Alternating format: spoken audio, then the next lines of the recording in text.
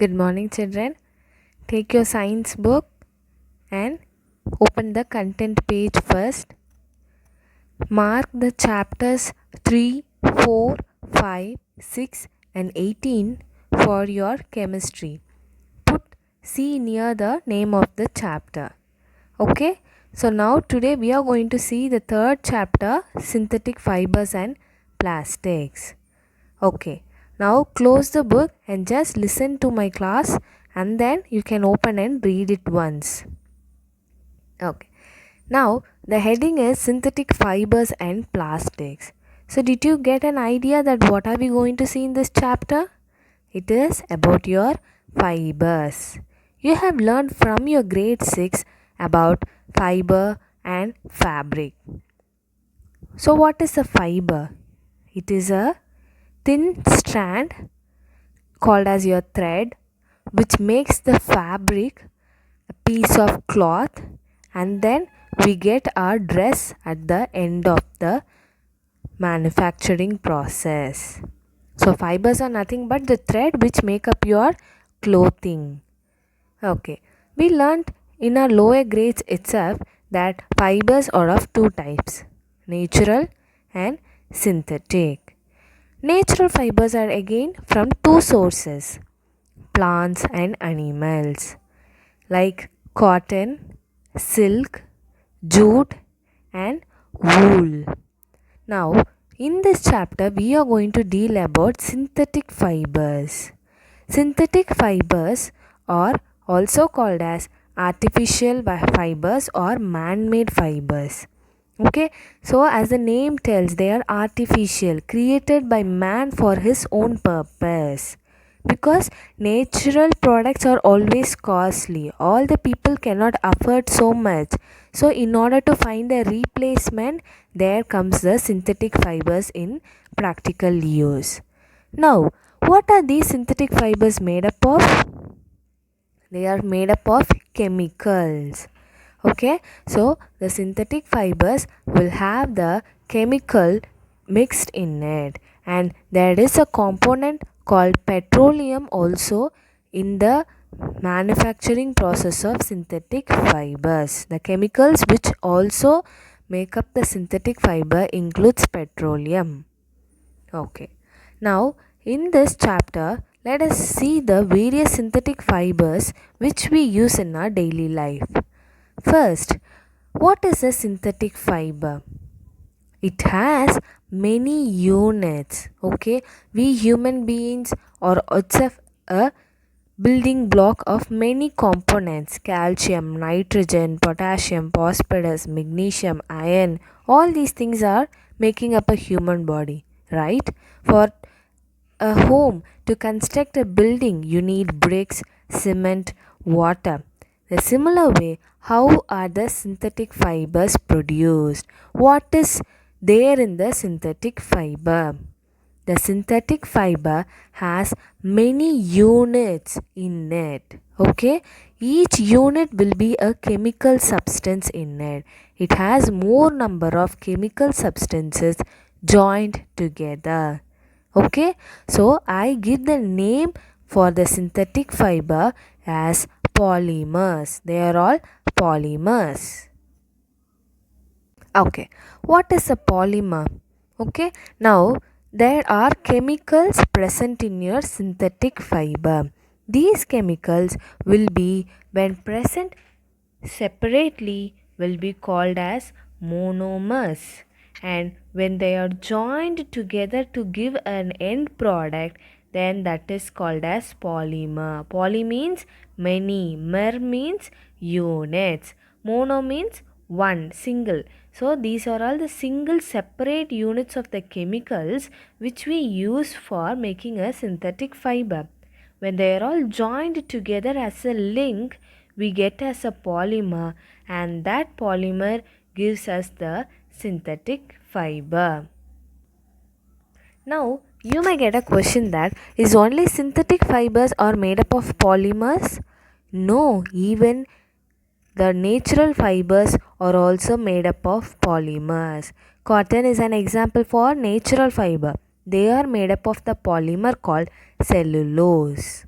Okay, so you may get a doubt that ma'am, polymer is present in all the fibers that are both in natural and synthetic means yes, but the way in which they are present in synthetic fiber, the polymers present will be of chemicals, but whereas in your natural fiber, the polymers present will be of natural units. Okay, so the polymer present in cotton gets the name as cellulose. Can you see here, my dear children? Cellulose. It is a polymer, whereas glucose is a monomer which when joined together will give you the cellulose. Okay, you may now get a doubt that glucose is just an energy drink, but how come that is used in cotton? Okay, now I wanted to give you a clear idea about polymerization. Polymerization means the building blocks of materials. We humans, as I told you, we need so many essential minerals and vitamins. Carbohydrate is a polymer, starch is a polymer. Similar way, crops and plants and all the living organisms around us are made up of polymers. The stem of the plant and the wooden bark is present in the tree are also made up of polymers. Okay, now why are we learning that in detail in chemistry is we analyze the materials around us in chemistry in its molecular formula in a very detailed manner. We analyze them in the form of their bonding. Okay, so can you see here that I have drawn a structure? This is the molecular structure of cellulose. Okay, the bonding between the elements carbon, hydrogen, oxygen, how they are all bonded together. When I analyze from the from the eye of chemistry, this is a different field. With this you will be learning in your higher classes, my dear children, but I wanted to give you a introduction to it. Okay, so this is how the cellulose molecular structure will look like. Okay, so this glucose is a monomer. When it is all combined together, it will give me the polymer cellulose. Okay, so the human beings are also having polymer inside their body, that is from the food we take. Carbohydrates and starch are also polymer. Starch is nothing but the glucose, so that is why we got the name for the energy drink as glucose. Glucoses will give energy to human beings. Starch will give energy to human beings. So starch is made up of glucose polymer, monomer. Okay, my dear children. Now, so see here, this is as I told you, now consider the example of cellulose as a polymer. Okay, monomer means the separate units. So glucose is a monomer which is present as a separate unit. When it is joined together as a link, I get cellulose as a polymer. Okay, the glucose, when it is connected together, I will get cellulose. So that is why cellulose is called as the natural polymer. Okay, my dear children. Don't get panic by seeing these structures, my dear children. I just wanted to give you an introduction to it. This is out of your textbook so that you will get an idea. Okay, now let us see the examples for synthetic fibers. Where do we find synthetic fibers around us? In umbrella, ropes, bucket, furnitures, containers, aircrafts, ships, and spacecrafts too. Okay, my dear children, these are the fibers which are all making very strong materials too. Aircraft, it doesn't mean that the aircraft materials, the entire aircraft is made up of synthetic fiber. The materials, the accessories which make up your aircraft and ships will definitely include a synthetic fiber in it. Okay, okay. So what is the speciality of choosing a synthetic fiber? If I consider an umbrella. I use it only during rainy season. Okay, why don't I use a gunny bag to protect me from the rain? It will absorb more water and it will be very heavy to carry. So that is why I choose an umbrella. Umbrella is actually a synthetic fiber which dries up quickly, less expensive, easy to maintain, and readily available to all sorts of living people. Whether it may be a big shot or even a poor people can buy an umbrella easily. It is low in cost. Yes, it is less expensive. So, the synthetic fibers were found by the human beings to help the people who lives in the all standards of living. Okay, my dear children, now we are going to see the types of synthetic fiber. In this chapter, we have 4 synthetic fibers discussed in detail, that is rayon, nylon, polyester and acrylic. Okay, rayon is called as artificial silk.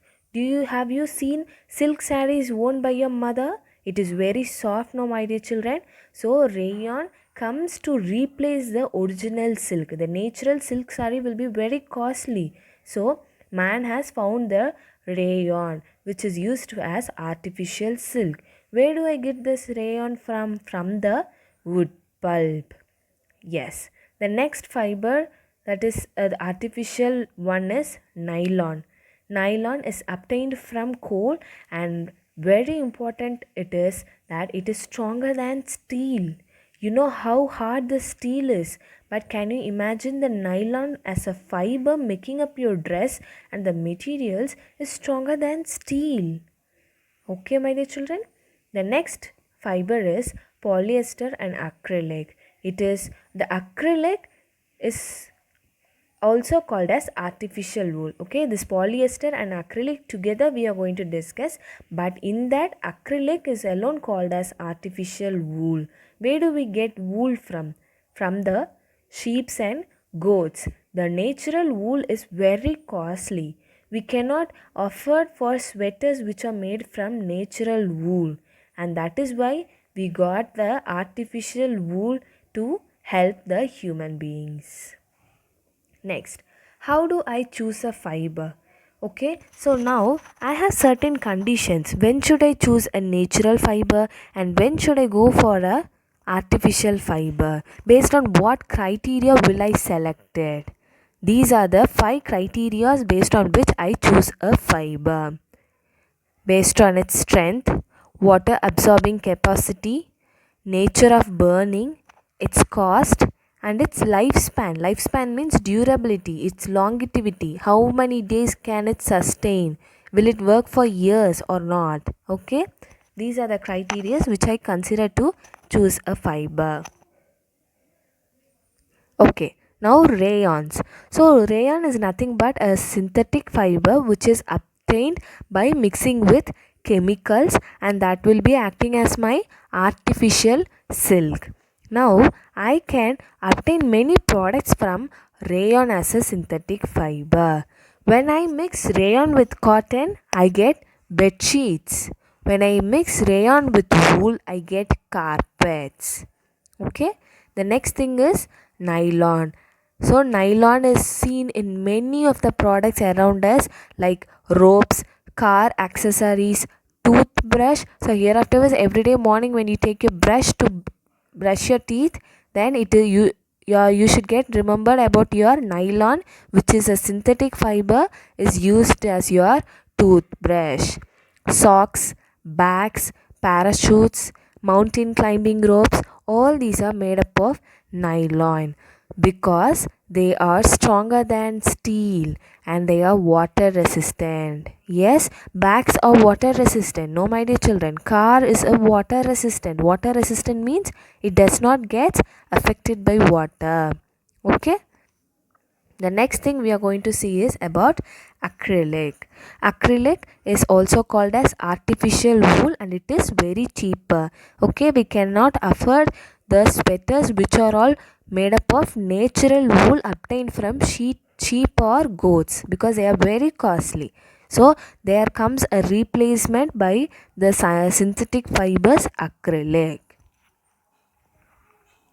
Next is your polyester.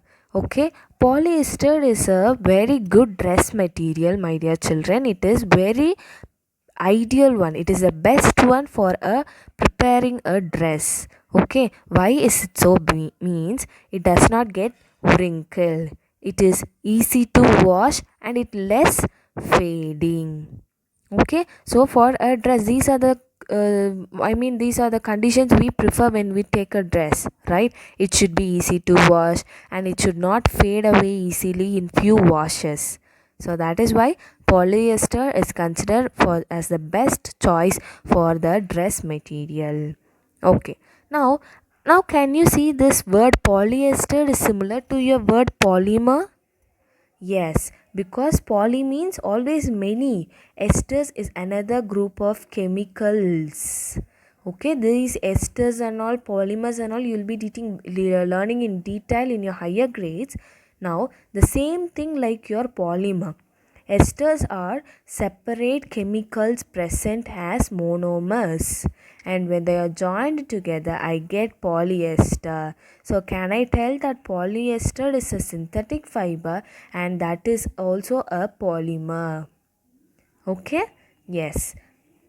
The next thing is, have you seen that your mother buys bottles, jars, wires and utensils made up of some plastics which will be having the PET symbol in it? A triangular symbol will be written there and written as PET.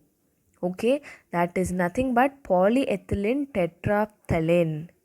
Okay, my dear children, hereafter whenever you buy a bottle, try to check whether it is PET, polyethylene tetraphthalate. That means you know that bottles are made up of plastics, but when you pour hot water into it, it should not melt and the molten plastic shouldn't enter your stomach. So that is why the approved symbol should be in it. That is PET bottles, which are all not hazardous or toxic to the human. So this PET is also a polyester. Can you see the starting of the word? It's of polyethylene. It is all of same groups. It is just an abbreviation. PET means polyethylene tetraphthalate. Your Tupperware boxes are PET boxes. Okay, now again when I mix a polyester with cotton, I get a new product called polycot. Polyester plus wool is polywool. Okay, now polycot, you know that cotton is best for clothing because it helps us in the summer season and it absorbs the sweat. Also, now we saw that polyester is the best choice for dress materials because it is less fading and it does not get wrinkled. So what happens when I mix two best options left over? When I mix both polyester and cotton, I get a new product which is a very efficient one, that is polycot.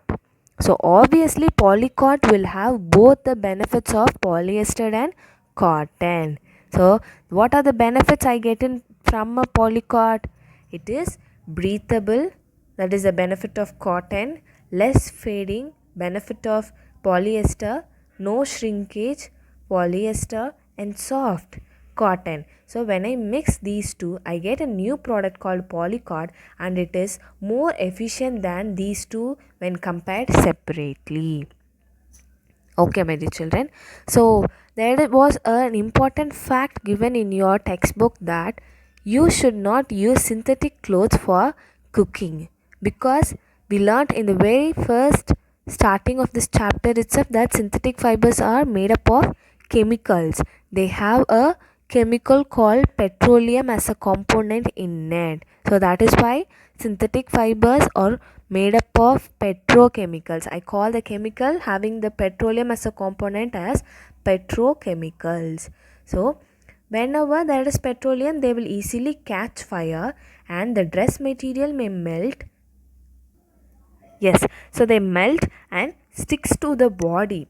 So it is very dangerous. So that is why we prefer cotton for cooking. Okay, tell your mother also to wear cotton dresses while cooking. Otherwise, in some households and all, the maids will be wearing apron. Okay, that is apron is nothing but a coverage around your dress so that you will you will not have any kind of dust or any dirt in your dress. Everything the apron will be taken care of. Okay, the aprons are made up of cotton for the safety. Okay, my dear children, so regarding today's homework, you just read this chapter, and if you have any doubts, please do call me. Thank you.